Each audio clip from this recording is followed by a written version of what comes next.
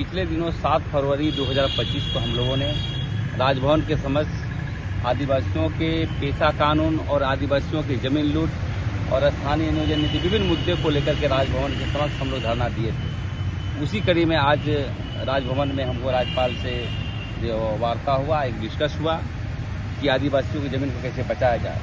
तो हम लोगों ने बात रखा कि पेशा कानून अभी तक सरकार का बयान नहीं आ रहा है, चुप्पी साधे हुए हैं। उसमें बहुत सारी जो नियमावली बनाया जा रहा है उससे विसंगतियां हैं। जैसे ग्राम सभा में जमीन के मसले पर स्पष्ट नहीं किया गया है, जिसका हम लोग का डिमांड है कि ग्राम सभा में ही जमीन वापसी, जमीन लूट का रोकने के लिए एक कानून होना चाहिए, बाध्यता होना चाहिए।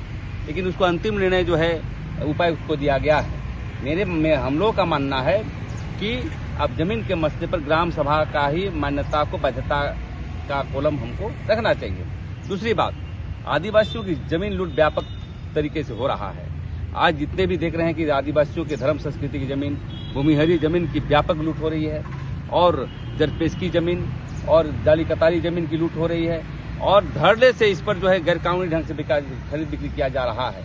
तो हमारा डिमांड यही है कि जितने भी आदिवासी जमीन पर जो है विशेष टास्क फोर्स बना करके जमीन को वापस किया जाए।